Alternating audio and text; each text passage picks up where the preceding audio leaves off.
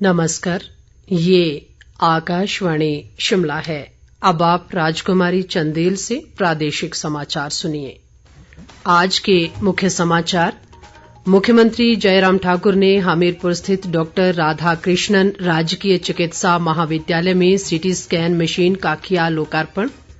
राज्यपाल ने बाल आश्रमों में बच्चों को सभी आधुनिक सुविधाएं उपलब्ध करवाने पर दिया बल। सूचना व प्रसारण मंत्री अनुराग सिंह ठाकुर ने कहा, भारत दुनिया का कंटेंट उपमहाद्वीप बनने में सक्षम। और प्रदेश कांग्रेस चुनाव प्रचार समिति के अध्यक्ष सुखविंदर सिंह सुक्खू ने राज्य सरकार को पेपर लीक सरकार करार दिया। अब समाचार विस्तार से। मुख्यमंत्री जयराम ठाकुर ने आज शिमला से वर्चुअल माध्यम से हमीरपुर स्थित डॉक्टर राधाकृष्णन राजकीय चिकित्सा महाविद्यालय व अस्पताल में 1 करोड़ 24 लाख रुपए की लागत से स्थापित सीटी स्कैन मशीन का लोकार्पण किया। इस अवसर पर लोगों को संबोधित करते हुए मुख्यमंत्री ने कहा कि इस मशीन के स्थापित होने से क्षेत्र के लोगों की लंबे समय से चली आ रही मांग पूरी हुई है। उन्होंने कहा कि वर्तमान प्रदेश सरकार द्वारा चिकित्सा महाविद्यालय के निर्माण कार्य में तेजी लाई गई है और प्रदेश में स्वास्थ्य के आधारभूत ढांचे के सुदृढ़ीकरण पर विशेष बल दिया जा रहा है। मुख्यमंत्री ने कहा कि राज्य में 59 मीट्रिक टन की कुल क्षमता के 48 पीएसए ऑक्सीजन संयंत्र स्थापित किए गए हैं और स्वास्थ्य संस्थानों में 1000 से अधिक वेंटिलेटर उपलब्ध करवाए गए हैं। उन्होंने कहा कि जोल सप्पड़ में 322 करोड़ रुपए की लागत से चिकित्सा महाविद्यालय का नया परिसर बनाया जा रहा है। स्वास्थ्य मंत्री राजीव सहजल ने भी वर्चुअल माध्यम से इस कार्यक्रम में भाग लिया। इस दौरान हमीरपुर के विधायक नरेंद्र ठाकुर ने सीटी स्कैन मशीन समर्पित करने के लिए मुख्यमंत्री का आभार जताया। राज्यपाल व प्रदेश बाल कल्याण परिषद के अध्यक्ष राजेंद्र विश्वनाथ आर्लेकर ने परिषद की आय के स्रोत बढ़ाने की आवश्यकता पर बल दिया है। वे आज शिमला स्थित राजभवन में राज्य बाल कल्याण परिषद की वार्षिक बैठक को संबोधित कर रहे थे। आर्लेकर ने बाल आश्रमों में बच्चों को सभी आधुनिक सुविधाएं उपलब्ध करवाने की आवश्यकता भी बताई। राज्यपाल ने अधिकारियों को सभी आश्रमों का नियमित तौर पर निरीक्षण करने के निर्देश भी दिए। उन्होंने कहा कि परिषद के सभी सदस्यों को स्वयं सेवकों के रूप में कार्य करना चाहिए। इस बाल कल्याण परिषद को हमको सरकार के इस एक विभाग की तरह चलाना नहीं है। ये सरकार का एक विभाग नहीं है। इसके और कुछ विशेष भाव है, विशेष विचार है। इसलिए स्वयं पूर्णता के ओर हमको बढ़ना है। सभी विषयों को यानी आर्थिक विषय तो हर संस्था में होते ही हैं। हमारी रजिस्ट्रेशन जो है वो एक सामाजिक संस्था के न्याय रूप से हुई है। अगर सरकार चाहती तो इसको विभाग के तौर पर भी चला सकती थी, परंतु सब लोगों का इसमें सहभाग होना चाहिए, सब विचारों का आदान प्रदान होना चाहिए। इस अवसर पर मुख्यमंत्री जयराम ठाकुर भी मौजूद रहे।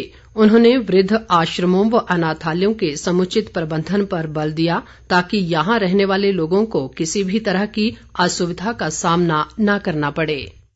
जो कर्मचारी है वो तो वहां पर ठीक है, उनके लिए भी अच्छा होना चाहिए। तो मानवीय एक स्वभाव है कि हर व्यक्ति के जीवन में ये प्रश्न रहता ही रहता है, लेकिन उसके अतिरिक्त उस आदमी का भाव सेवा का बना रहे तो उसमें वो ज्यादा बेहतर ढंग से काम करे। महत्व का विषय तो ये है, जिन लोगों की सेवा के लिए वो लोग हैं वो अच्छा काम करें, बेहतर काम करें और उनके बारे में मुझे लगता है कि ज्यादा सोचने की जरूरत है। जो वहां पर किसी ऐसी वजह के कारण जो है वैसे आश्रम में है जिनको मदद करने की जरूरत है, चाहे वो बच्चे हैं चाहे वो बुजुर्ग। मुख्यमंत्री ने परिषद के बेहतर संचालन के लिए निगमित सामाजिक दायित्व के तहत निजी क्षेत्र के सक्रिय सहयोग की आवश्यकता भी बताई। उन्होंने कहा कि प्रदेश सरकार आश्रमों को संचालित कर रहे संगठनों की हर संभव मदद करेगी। इस दौरान सामाजिक न्याय व अधिकारिता मंत्री सरवीण चौधरी ने भी अपने विचार व्यक्त किए। वन मंत्री राकेश पठानिया ने कहा है कि राज्य सरकार महिलाओं के सामाजिक व आर्थिक उत्थान के लिए वचनबद्ध है। उन्होंने आज नूरपुर में जिला उद्योग केंद्र के सौजन्य से हस्तशिल्प कारीगरों को टूल किट्स वितरित करने और मुख्यमंत्री स्वावलंबन योजना के तहत आयोजित कार्यशाला को संबोधित करते हुए ये बात कही। राकेश पठानिया ने कहा कि मुख्यमंत्री स्वावलंबन योजना के तहत कांगड़ा जिला में 862 लाभार्थियों को 60 करोड़ रुपए से अधिक के ऋण स्वीकृत किए गए हैं। वन मंत्री ने कहा कि प्रदेश में वन विभाग द्वारा संचालित की जा रही जायका, आईडीपी और केएफडब्ल्यू परियोजनाओं में राष्ट्रीय ग्रामीण आजीविका मिशन की तरह महिला सशक्तिकरण की दिशा में कार्य किया जा रहा है। उन्होंने कहा कि जायका परियोजना के तहत जिले में 150 करोड़ रुपए खर्च किए जाएंगे। पठानिया ने इस दौरान महिलाओं से डेयरी फार्मिंग और स्वरोजगार की अन्य योजनाओं से जुड़ने की अपील भी की। प्रादेशिक समाचार आकाशवाणी शिमला से प्रसारित किए जा रहे हैं। केंद्रीय सूचना और प्रसारण मंत्री अनुराग सिंह ठाकुर ने कहा है कि भारत के पास दुनिया का कंटेंट उपमहाद्वीप बनने की क्षमता है और ये फिल्म निर्माण के लिए एक पसंदीदा स्थान है।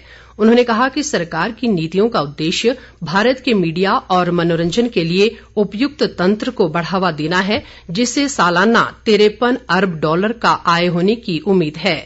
India forum on India the content hub of the world पर पैनल चर्चा में मुख्य भाषण देते हुए अनुराग ठाकुर ने कहा कि भारतीय सिनेमा न केवल देशवासियों बल्कि पूरी दुनिया के दर्शकों का भी मनोरंजन कर रहा है। उन्होंने कहा कि सिनेमा ने भारत की गाथा को बहुत ही खूबसूरती से पेश करने में महत्वपूर्ण भूमिका निभाई है। सिनेमा ने देश में स्वतंत्रता संग्राम का भी बेहतर ढंग से चित्रण किया है। अनुराग ठाकुर ने कहा कि भारतीय मीडिया और मनोरंजन क्षेत्र का अर्थव्यवस्था में अहम योगदान रहा है। उन्होंने कहा कि सरकार ने देश में फिल्मों के सह निर्माण और शूटिंग को बढ़ावा देने के लिए पिछले 8 वर्षों में कई पहल की हैं। इस बीच अनुराग सिंह ठाकुर ने आज सेंट ट्रोपेज में अलर्ड स्क्वायर का दौरा किया। इस दौरान अनुराग ठाकुर ने महाराजा रणजीत सिंह और राजकुमारी बन्नू पानदेई की प्रतिमा पर पुष्पांजलि अर्पित की। महारानी बन्नू पानदेई का जन्म हिमाचल प्रदेश के चंबा में हुआ था। इस अवसर पर अनुराग ठाकुर ने कहा कि सेंट ट्रोपेज का भारत से संबंध 4 पीढ़ियों के बाद भी समाप्त नहीं हुआ है और महारानी के परिवार को यहाँ बहुत सम्मान दिया जाता है।